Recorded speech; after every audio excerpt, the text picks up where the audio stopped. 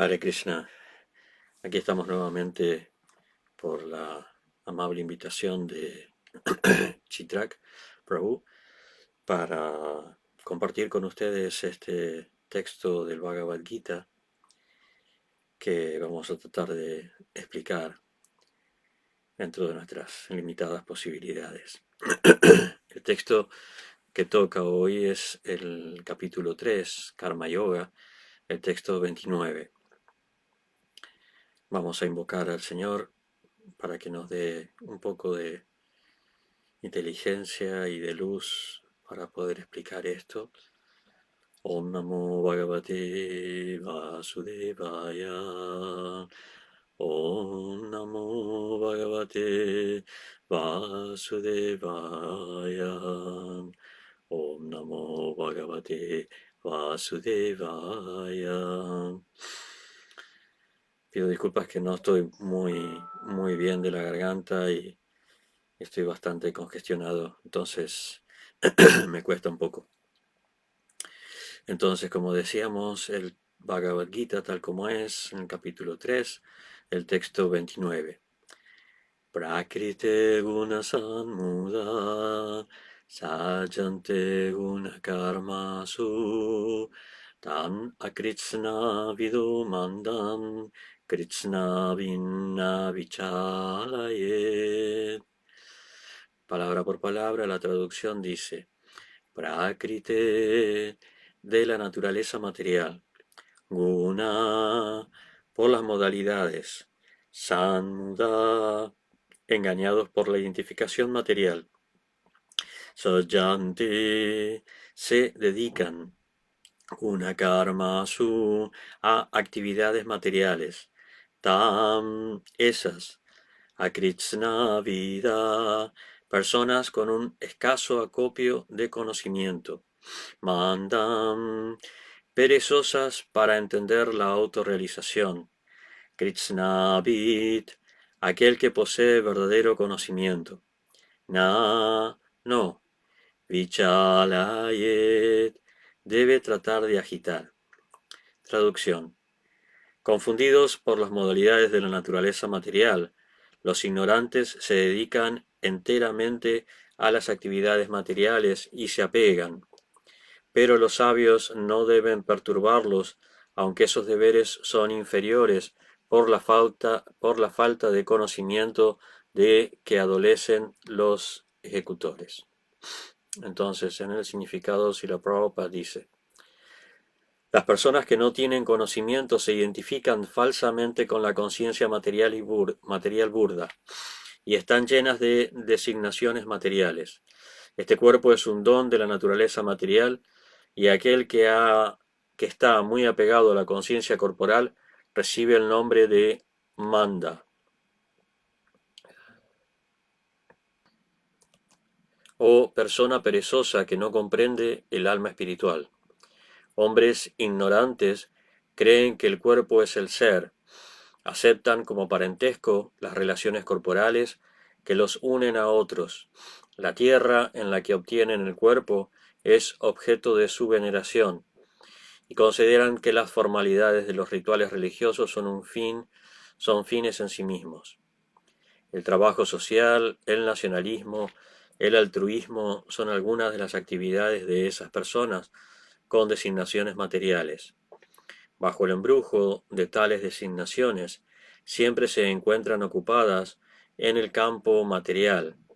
Para ellas, la iluminación espiritual es un mito, y por ello no les interesa.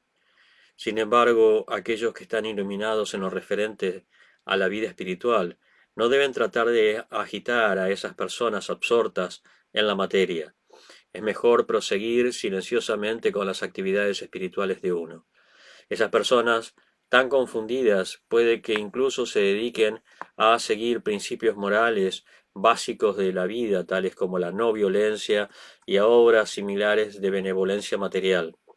Los hombres ignorantes no pueden apreciar las actividades que se realizan en el estado de conciencia de Krishna y por consiguiente el Señor Krishna nos aconseja no perturbarlos y así no perder un valioso tiempo. Pero los devotos del Señor son más bondadosos que el Señor, porque entienden el deseo del Señor. En consecuencia, ellos aceptan toda clase de riesgos, incluso hasta el punto de acercarse a hombres ignorantes, para tratar de ocuparlos en los actos del cultivo de conciencia de Krishna, los cuales son absolutamente necesarios para el ser humano. Volvemos a leer el verso. Prakrite guna samuda sajante guna karmasu tana krishna vidu mandan krishna vinna vichalayet. Confundidos por las modalidades de la naturaleza material, los ignorantes se dedican enteramente a las actividades materiales y se apegan, pero los sabios no deben perturbarlos, aunque esos deberes son inferiores por la falta de conocimiento que adolecen los ejecutores. Este verso y significado es muy valioso, especialmente para los devotos que se dedican a la prédica y, bueno, para todo el mundo en realidad, porque en realidad todo este capítulo, el tercer capítulo del Bhagavad Gita, es un poco un manual de instrucciones de cómo uno puede desenvolverse en el mundo material y desde una posición no muy iluminada, no muy avanzada, e ir progresando a través de las actividades. Digo, no en una posición muy avanzada porque es especialmente para aquellos que todavía estamos muy apegados al mundo o muy identificados con el mundo. Básicamente, la descripción que da Prabhupada en el significado al principio dice, las personas que no tienen conocimiento se identifican falsamente con la conciencia material burda. Bueno, ese tipo de personas. Y están llenas de designaciones materiales, ¿no? Acá el verso lo llama manda y Prabhupada lo traduce como persona perezosa que no comprende el alma espiritual. Hombres ignorantes creen que el cuerpo es el ser, aceptan como parentesco las relaciones corporales que los unen a otros, la tierra en la que se obtiene el cuerpo es objeto de su veneración y consideran que las formalidades de los rituales religiosos son fines en sí mismos.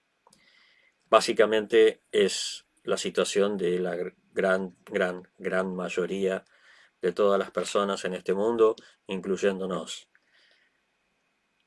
Manda. Bueno, es la misma palabra que vamos a encontrar en ese famoso verso del Srimad Bhagavatam, Manda Sumanda Matayo, ¿no? Cuando describe las personas del Kali Yuga, ¿no? Dice los hombres del Kali Yuga son perezosos, desafortunados. Y, y bueno, un poco de autocontemplación y de experiencia confirma todo esto, ¿no? O sea, incluso nos cuesta todo, menos tratar de disfrutar en este mundo, todo lo demás, lo que sea ir a trabajar, ir a estudiar, levantarnos temprano para hacer un sadhana, levantarnos para ir al programa espiritual de la mañana, para cantar rondas, todo, todo nos cuesta.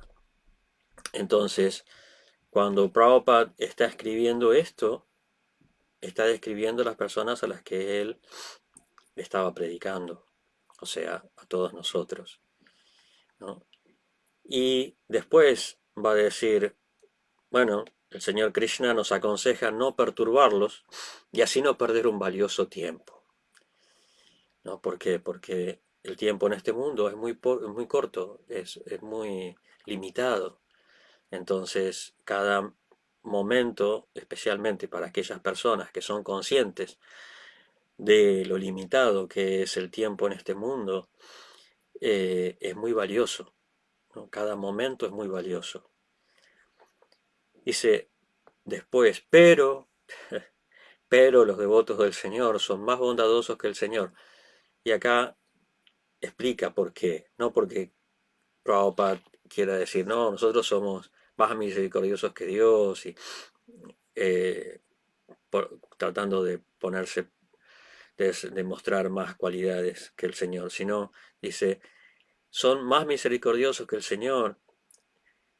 Vuelvo a repetir, ni ponerse por encima, ni de contradecir las palabras del Señor, eso es lo que quería decir, sino que hacen esto porque entienden el deseo del Señor. ¿No? El devoto, cuando comprende algo que el Señor quiere, devotos de la talla de Prabhupada, obviamente estamos hablando de personas que están realmente entregadas, ¿no? Porque hay muchas clases de devotos y la mayoría no entramos en esa categoría. Pero devotos que no están pensando en su propia seguridad o en su propio beneficio, que no están pensando de una manera egoísta, sino que solamente están pensando cómo puedo complacer a Dios, cómo puedo hacer que Él esté más, si cabe, todavía más feliz de lo que es. ¿Cuál es su deseo? ¿Cuál es el deseo de cualquier padre que ve que su hijo está sufriendo en el mundo, o está perdido, o está desencaminado, está preso, condicionado, sufriendo? ¿Cuál es el deseo de cualquier padre sano, de cualquier padre amoroso, bondadoso, perfecto? ¿No? Muchas veces se acusa a Dios que si Dios es tan poderoso, por qué no hace algo para evitar las guerras, para evitar el hambre, para evitar el sufrimiento, para evitar la muerte de las personas? ¿No? Se acusa, se trata de echarle la culpa a Dios de que si Él es tan poderoso, ¿por qué no hace eso? ¿No? ¿Por qué no soluciona mediante su poder todas estas situaciones miserables en las que experimentamos y las que vemos en tanta gente? Eso es un, eh, una piedra muy grande en el camino de muchos religiosos, ¿no? Especialmente después de muchos años, eh, muchos eh, sacerdotes o personas que toman responsabilidad a veces de guiar a otros en el camino espiritual. Después de mucho tiempo se encuentran con este escollo, con esta piedra, y se produce una crisis de fe, porque no entienden cómo Dios permite que la gente sufra como ellos ven que la gente está sufriendo, ¿no? Entonces, después de escuchar muchos problemas, muchos sufrimientos y de ver cómo es la situación del mundo, no entienden y su fe se debilita y tienen esas crisis de fe. Lamentablemente eso se produce por no tener toda la información. Si uno no entiende lo que es el karma y lo que es la responsabilidad de las personas en sus acciones, entonces hay un gran problema para la fe, hay una gran falencia, un gran vacío en cuanto a cómo entender el funcionamiento del mundo, ¿no? Es un bache, es un vacío que ha existido especialmente en Occidente durante miles de años.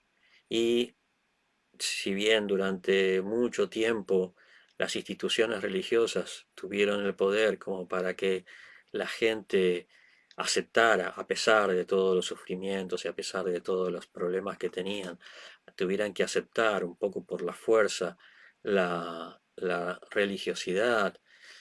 En los últimos 100 años todo esto se ha ido deteriorando y ha ido apareciendo cada vez más este malestar, esta crisis de fe. O sea, en este momento la humanidad está pasando por una gran crisis de fe, ¿no? O sea, ideas filosóficas que comenzaron en el siglo XIX, pero que más o menos fueron controladas, pero especialmente después de la Segunda Guerra Mundial y todo lo que la humanidad tuvo que contemplar en los campos de concentración, nazis, en los genocidios en China, en Laos, en Camboya, en la Unión Soviética, en África, en tantos lugares, en Armenia. O sea, después de todas esas matanzas, después de todos esos genocidios, la, la fe de, de la humanidad en general y de muchos religiosos se fue debilitando cada vez más, porque, como decía, no no se contemplaba o no se tenía toda la información de cómo funciona el mundo. Es un hándicap, una falencia muy grande tener que resolver un problema si no tenemos todas las herramientas, o si no tenemos toda la información, o si no tenemos todos los elementos de una ecuación. El karma es un elemento fundamental. Entender que todos estamos recibiendo los resultados de nuestras actividades previas, es, si no entendemos eso, bueno, pasa lo que pasa. Muchas veces no vienen estas crisis de fe. Pero ¿no? Prabhupada acá dice, los devotos del Señor son más bondadosos que el Señor porque entienden el deseo del Señor. Y como decía, el deseo del Señor es que las almas no sigan sufriendo en este mundo. Pero no van a dejar de sufrir porque el Señor dé un golpe en la mesa y diga, bueno, se acabó el sufrimiento. No van a dejar de sufrir porque Él pare las enfermedades, Él pare la muerte, Él pare las guerras, Él pare los genocidios, etcétera.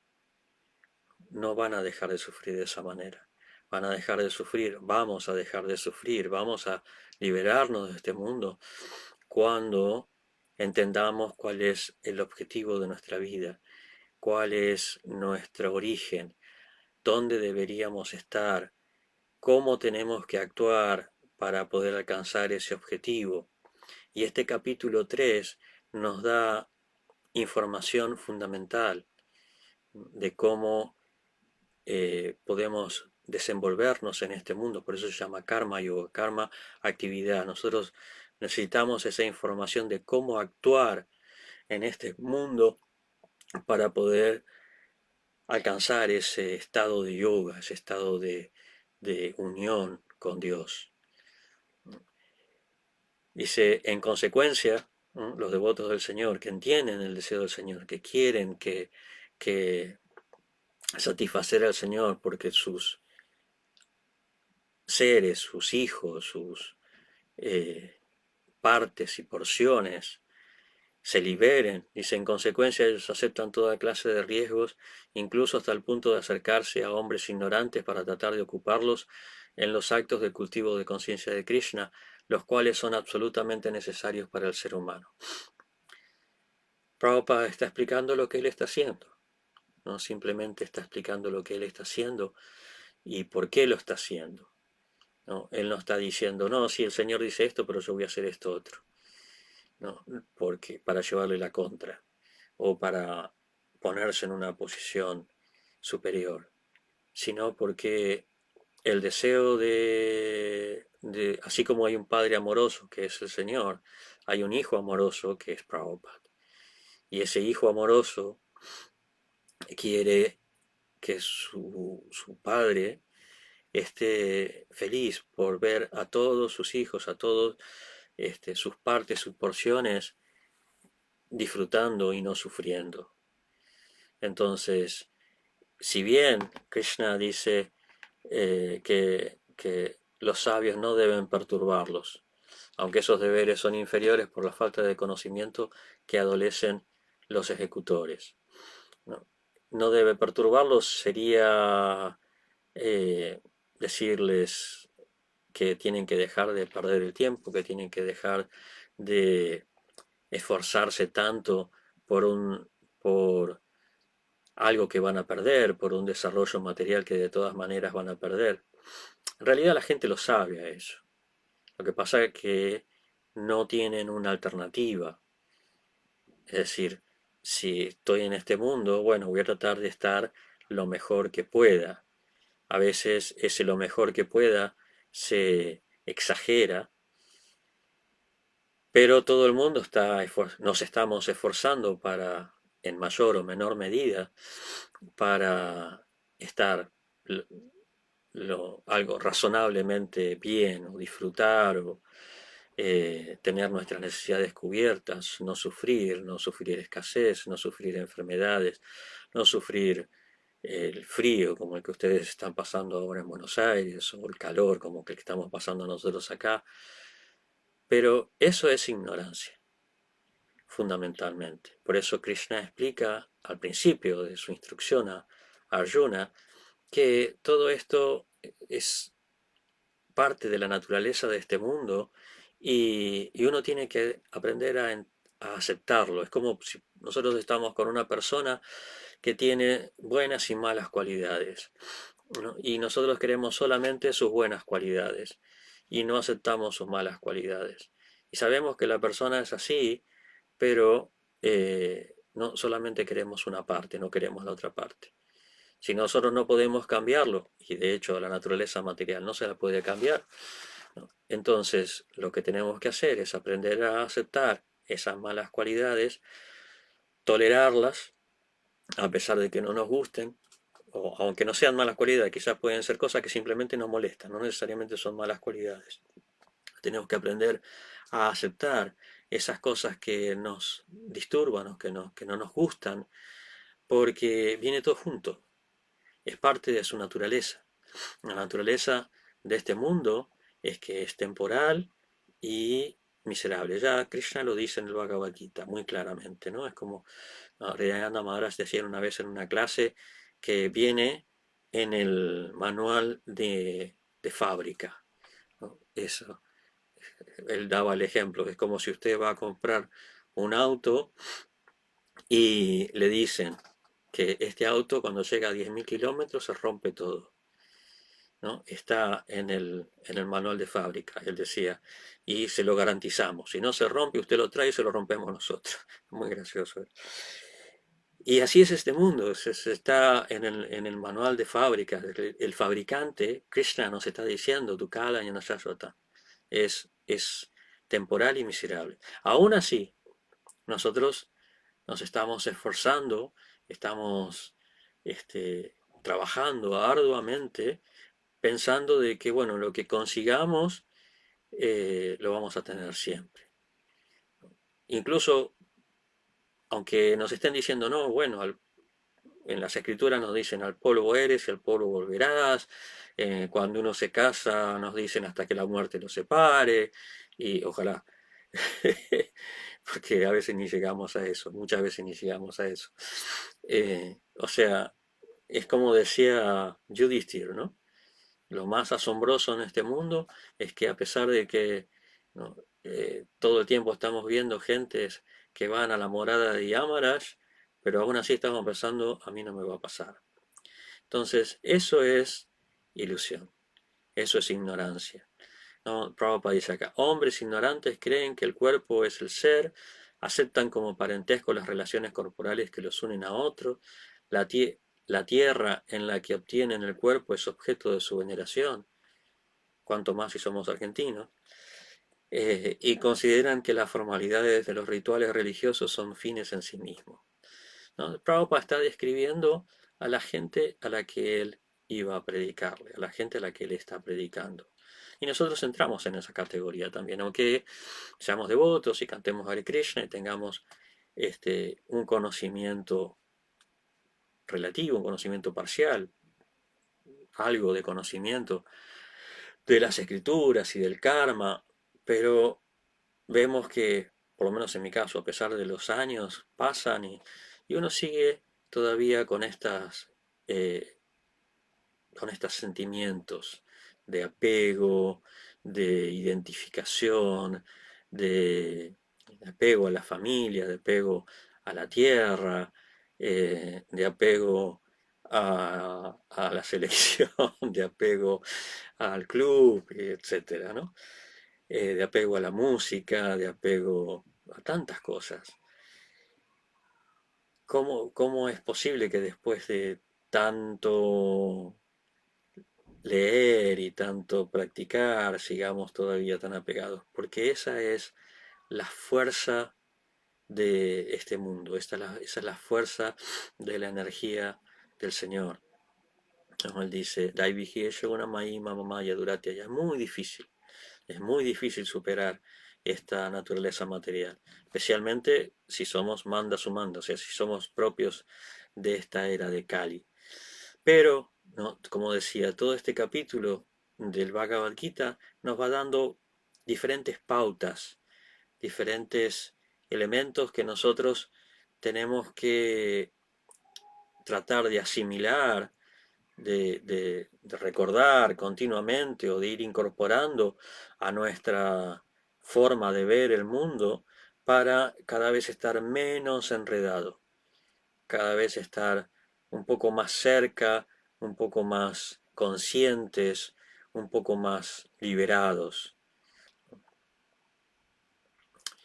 Entonces, ¿cuáles son esos pasos? Bueno, básicamente todo el capítulo trata de cómo uno tiene que entender que en realidad nosotros no somos los hacedores y por lo tanto no somos los destinatarios de los beneficios de nuestras actividades, sino que en realidad nosotros estamos actuando un poco como marionetas, un poco como marionetas de las modalidades de la naturaleza material, un poco como marionetas del Señor mismo, que es el origen de todo, que es el Señor de las modalidades de la naturaleza material, y, y que en realidad, debido a eso, ¿no? Debido a que no somos el origen, no somos los hacedores, debemos entender que el resultado o el beneficio de nuestras acciones no nos corresponde. Cuando nosotros entendemos eso, entonces el resultado ya no nos afecta, es decir, el karma, ya no nos afecta, ya no nos ata. Cuando nosotros aprendemos a entender que, que esto, como dice el Bhagavad Gita, Nirmama, nada es mío, aunque esto no es mío, que esta no es mi familia, que esta no es mi casa, no que no tenga relación con estas personas, pero que no son mi propiedad, es diferente. Sí, es mi familia en el sentido de que yo estoy conectado con estas personas, con estos seres, con estas almas, que son mi esposa, mis hijas, etcétera, a mi hermana, a mi familia, pero no son mi propiedad. No es que son algo especial porque sean míos, son especiales porque son quienes son, ¿no? Pero no es que sean especiales porque son míos. Y no es que yo me compré mi casa porque trabajé duro o que yo me merezco el reconocimiento porque soy muy, no sé, muy hábil o muy inteligente o muy famoso o muy lo que sea. No voy a decir muy hermoso porque no me cabe para nada, lo inteligente tampoco. Pero bueno, que tenga alguna cualidad y que me merezco el reconocimiento. Por eso Chaitanya Mahaprabhu dice Trinada Piso Nichenata Rora Pisa Hishnuna. ¿No? Por eso decir uno tiene que ser más humilde que la hojarasca en la calle. No, no es que nos esté tirando abajo, no es que nos esté pretendiendo que nos humillemos o que seamos menos de lo que somos. No, es simplemente que seamos conscientes de cuál es nuestra posición. ¿No? Somos una mota de polvo en el mundo, ¿no? Que encima que tenemos poca capacidad, lo que hacemos muchas veces lo hacemos mal, como es lo que estamos haciendo en este mundo. Hay algo que este, hace un tiempo tuve una pequeña epifanía, una pequeña revelación, me di cuenta de algo. Estoy aprendiendo música clásica de la India con una persona, un devoto indio que, que bueno, ha cultivado la música desde su nacimiento prácticamente, desde siempre, y que viene de familia de músicos. Y, y bueno, y también tuve la posibilidad de estar con otros músicos últimamente que han venido de la India. Y en la India, en la música india, no existen las partituras, no existen eh, los derechos de propiedad. Bueno, no sé ahora, pero antiguamente, por lo menos hasta donde yo sé, hace un tiempo no existían los derechos de propiedad. Quizás actualmente sí los hayan puesto. Pero no hay tal cosa como decir, bueno, yo compuse esto y esto es mío. Eh, la música que se hace en la India, especialmente la música clásica, es toda improvisación continua. Eso nos muestra cómo es la psicología de la cultura védica. Es decir, nadie está pensando, yo hago esto y yo compongo esta canción, compongo esta música y esta música todo el mundo me va a recordar o me van a pagar por esta música, porque es mi creación. No, ellos simplemente se sientan y tocan y se improvisa. No existen las partituras.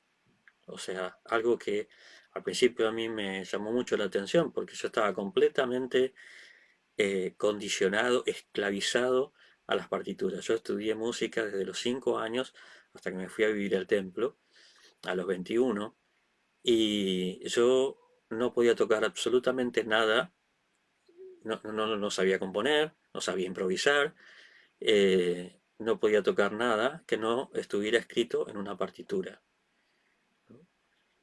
Y con esto que estoy aprendiendo, aprendí dos cosas, fundamentalmente. Primero, que un músico indio depende de la inspiración de Dios. No solamente porque fundamentalmente porque se entrega, fundamentalmente porque él está, toda la música, todas las artes en la India giran alrededor de los templos y son conscientes, incluso hoy en día son muy conscientes de que esto es para Dios. Y ellos hacen la música para glorificarlo. Entonces, hay desde el principio hay una reciprocidad, ¿no? Yo quiero glorificar a Dios y Él me da la capacidad, Él me da la inspiración, Él me da la inteligencia, ¿no? Como cuando el Bhagavatam cuenta de que Dhruva Maharaj quería glorificar a Dios, pero no le salían las palabras. Entonces Vishnu lo toca con la caracola e inmediatamente Dhruva comienza a componer o a expresar su devoción a través de hermosas oraciones. Es decir, yo tengo el deseo sincero de glorificar a Dios y Él me da la capacidad. Entonces, ¿qué hago? Simplemente me dejo llevar, dejo que esa inspiración fluya y no estoy pensando, uy, si no grabo esto, si no guardo esto, no, esto se va a acabar. No, o sea, ellos saben que no hay límite, que no por eso se sientan a tocar y están horas tocando. Uno puede ir a YouTube y poner cualquier raga no sé, Ravi Shankar o de cualquier otro músico importante, y cada raga dura 1 hora, 2 horas, 1 hora y media, ¿no? Las más cortas, no es que la raga dure tanto, la raga está compuesta por 7 notas y ya está, ¿no? Pero ellos, no, esas 7 notas las usan para glorificar a Dios, tocando y tocando y tocando y tocando y tocando, porque esa conexión, esa inspiración que viene de Dios es ilimitada, es infinita. No es que uno dice, bueno, toqué ya 5 minutos, 6 minutos, ya está, aquí hice una cosa linda y que les va a gustar a la gente y la voy a registrar, la voy a escribir, la voy a registrar y me voy a llenar de plata con eso. No, ellos simplemente tocan y, y están conscientes de esa conexión. Y lo mismo los que pintan, lo mismo los que escriben, ¿no? Los arquitectos, no podemos ver las pinturas, no tienen firmas en la India, no tienen firmas. O sea, tenemos una historia larguísima de anónimos, autor anónimos. ¿Por qué? Porque hay un solo autor, Krishna, y todo el mundo es consciente de eso. Krishna es el autor. O tenemos Upanishad que dice, bueno, el autor de esto es Vishnu, el autor de esto es Brahma. No, no es que, bueno, por un lado le da más relevancia a la escritura, pero fundamentalmente el que estaba escribiendo eso estaba siendo inspirado y por eso dice, no, el que habla acá es Vishnu, es Brahma, es Shiva, ¿no? Porque están conscientes de que en realidad, ¿no?, la creación está muy por encima de nuestro nivel. Entonces nosotros no podemos considerarnos los propietarios, los hacedores. Eso es un, eh, un punto fundamental en este tercer capítulo. Actuar, no dejar de actuar, actuar, porque como dice Krishna, si alguien no, ni siquiera puede mantener el cuerpo si deja de actuar. Entonces, actuar, pero entendiendo que en realidad la, los elementos necesarios para la acción no surgen de nosotros. Una parte sí, pero no todo, ¿no? La energía, la habilidad. Krishna dice, yo soy la habilidad en el hombre. La memoria. Krishna dice, yo estoy en el corazón de todos y de mí vienen la memoria, el conocimiento y el olvido, ¿no? Incluso el olvido. Entonces, cuando uno va cultivando esa conciencia, se va dando cuenta de cómo funciona el mundo y se va desatando, se va eh, desenredando de esta madeja, de este embrollo de la vida material. Eso es la, la mayor enseñanza que podemos encontrar en este tercer capítulo, o digamos, lo que, en lo que se centra, en lo que se fundamenta este tercer capítulo. Porque bueno, Arjuna estaba confundido, estaba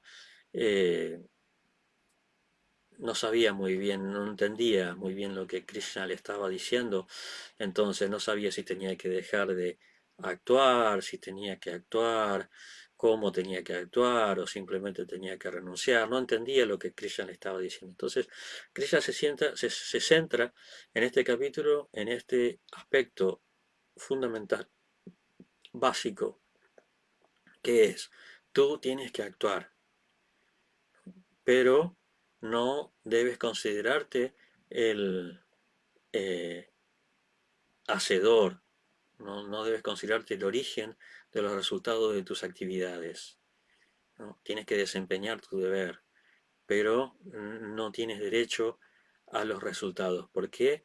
Porque no eres el origen, no eres la causa de esos resultados. Y por otro lado, no tienes que apegarte a no cumplir con tu deber.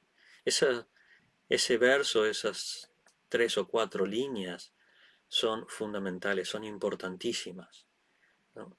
Entonces, nosotros estamos, la mayoría de nosotros estamos en esa situación de confundidos por las modalidades, un poco, o sea, salvando distancias, un poco en la situación de Arjuna, teniendo que actuar, no queriendo actuar, no sabiendo qué hacer, y fundamentalmente por apego, ¿no? Yo me esfuerzo porque si consigo algo, si no consigo nada, no me voy a esforzar, ¿no? Ese es básicamente los parámetros en los que nos movemos en esta sociedad.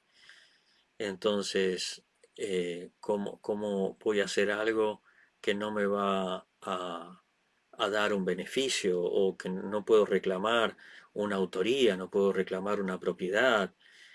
¿Para qué?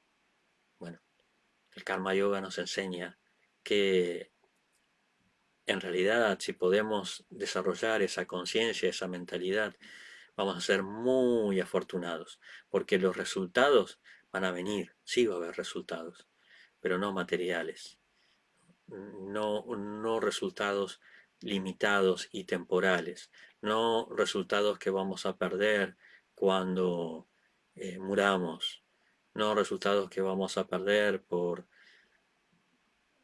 cataclismos o guerras o no sé, cualquier cosa de las muchas que pasan en este mundo.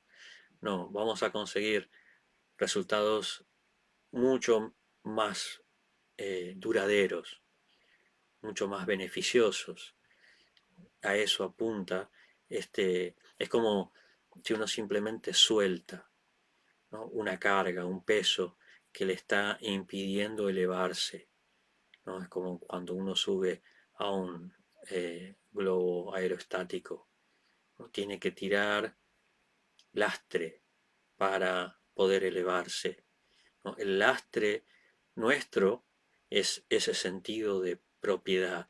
Esto es mío, esto me lo gané, esto lo hice yo, etcétera, ¿no? Eso es nuestro lastre, eso es lo que nosotros tenemos que aprender a, a soltar, a dejar, sin apego, para poder ir elevándonos cada vez más, ¿no? Y viendo, en última instancia, si nosotros vemos que todo es parte del Señor, que el Señor está en todas partes, etcétera, no, ni siquiera tenemos que separarnos de las cosas.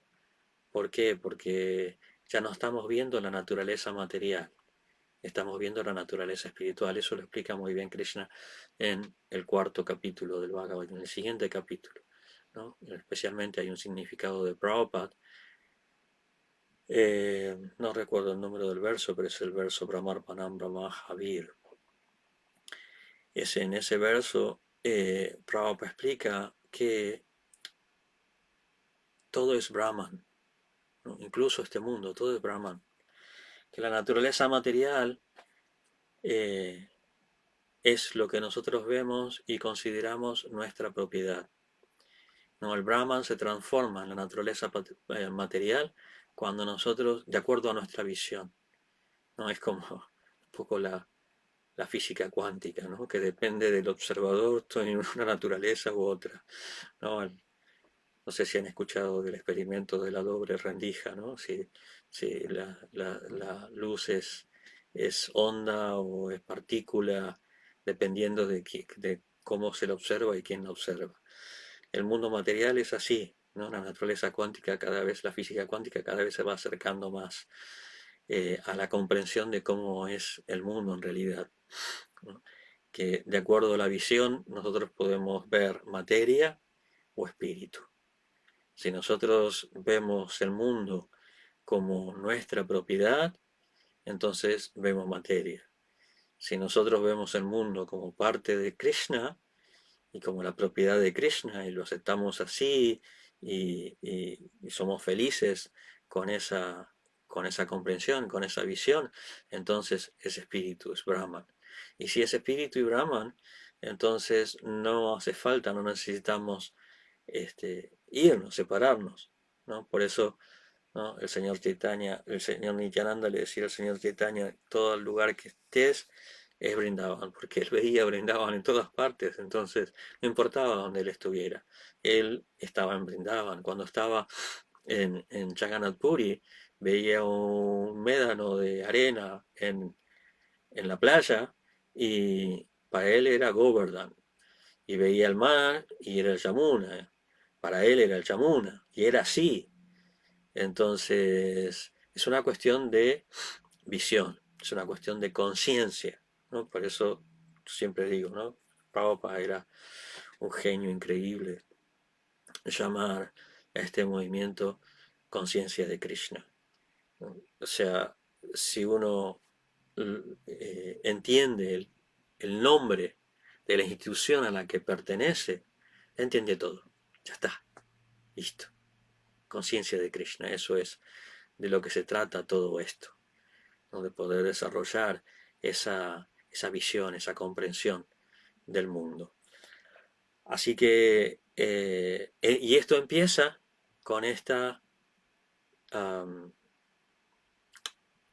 filosofía básica, que nosotros tenemos que actuar, pero entendiendo de que no somos la causa y que tenemos que dedicar esa actividad al origen, a la causa, a quien nos está proporcionando todos los elementos para que podamos hacer lo que hacemos.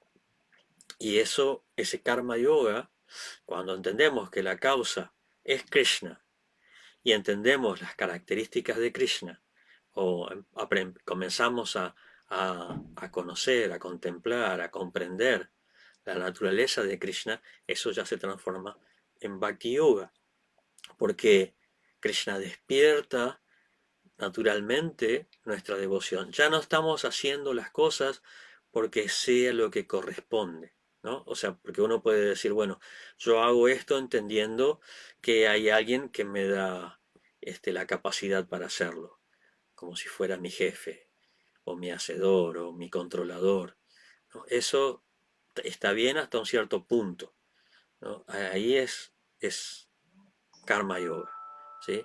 Es decir, yo estoy haciendo las cosas porque es lo que corresponde, ¿no? Yo soy una pieza dentro de la máquina y cumplo con mi función en pos del equilibrio de la naturaleza o en pos del funcionamiento de la máquina.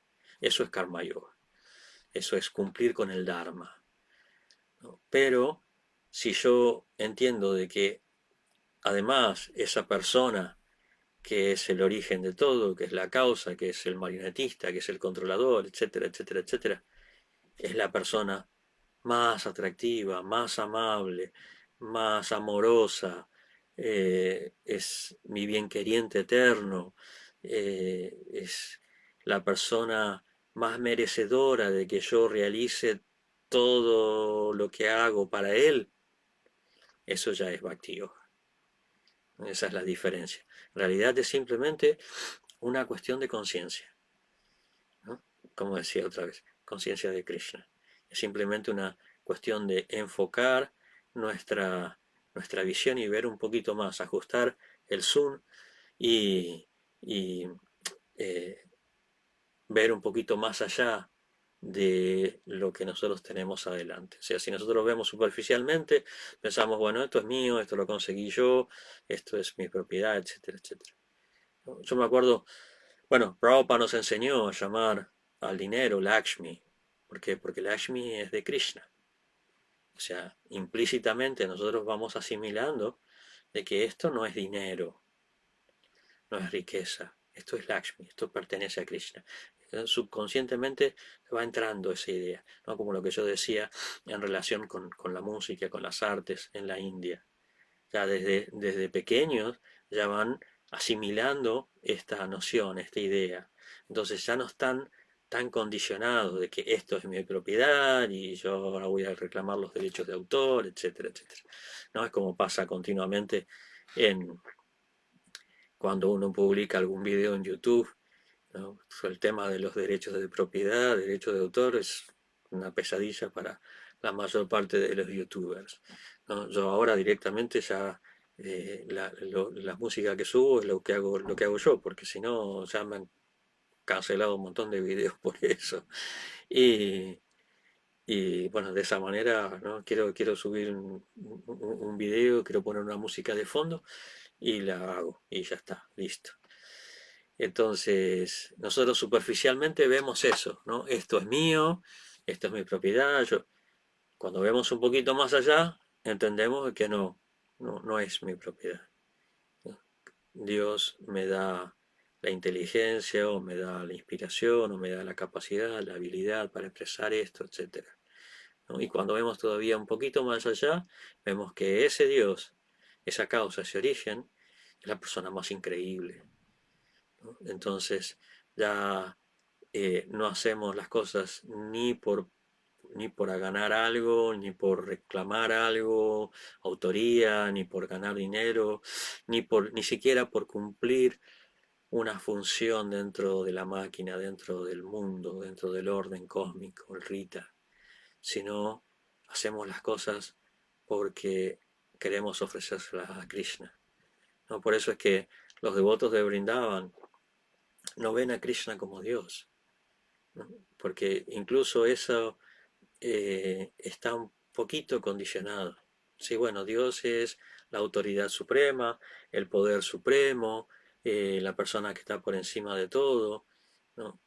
Los devotos de Brindavan, como Nanda Maharaj y Yasoda y los Gopas, etcétera, ellos incluso eso trascienden eso todavía, ¿no? Ellos no les importa que Krishna sea Dios, no, ni contemplan eso.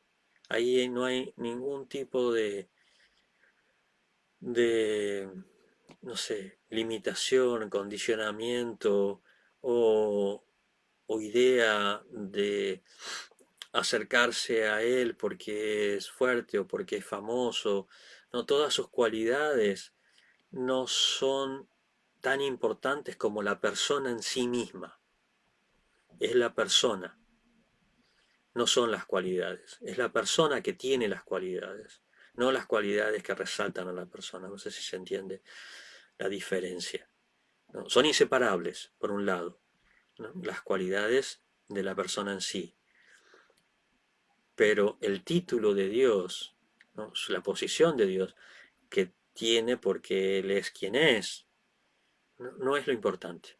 Lo importante es quién es, nada más, ¿no? Entonces, son diferentes grados de, de zoom, de ver un poco más allá, un poco más allá, un poco más allá del mundo, un poco más allá de la posición, un poco más allá de los títulos, un poco más allá de las cualidades, ver simplemente a la persona y, y bueno, todo lo que viene con ella está bien, pero es la persona en sí lo que interesa.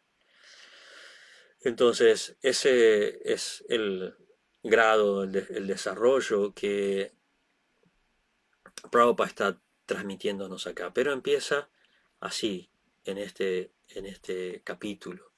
En el capítulo anterior, bueno, Krishna nos estuvo diciendo quiénes somos, que somos almas, la naturaleza del alma, cuál es nuestra posición en el mundo, cómo debemos actuar. Y acá, en este capítulo, está explicándolo un poco más detalladamente. Como va a hacer falta, lo va a ir explicando cada vez más, va a ir profundizando cada vez más en cómo el ser humano tiene que desenvolverse en el mundo, cómo funciona la naturaleza material, cómo se tiene que desenvolver en el mundo, qué relación tiene el mundo con Dios, ¿no? Por eso el Bhagavad Gita es uno de los tres pilares del Vedanta. El Vedanta básicamente trata de Brahman, Krishna o Dios como Brahman, ¿no? Del alma, del Atman y de Prakriti, de la naturaleza, ¿no? Esas tres, y la relación que hay entre los tres, ¿no? Como en un sentido todo es uno, ¿no? Y como es la filosofía del señor Chaitanya, a la vez inconcebiblemente es diferente. Eh, y de eso trata todo el conocimiento védico, por eso se llama Vedanta, el fin, la finalidad de los Vedas. Los Vedas empiezan con una presentación, con una visión un poco más superficial en la apariencia. Digo en la apariencia porque bueno, si uno los lee, hablan de diferentes divinidades y de diferentes beneficios materiales, etcétera, ¿no? O sea, todo de un punto. Por eso Krishna iba a decir en el Bhagavad Gita a las personas se apegan a las floridas palabras de los Vedas. O después también le va a decir a Arjuna, los Vedas tratan de las tres modalidades de la naturaleza material, tú tienes que establecerte en el ser, etc.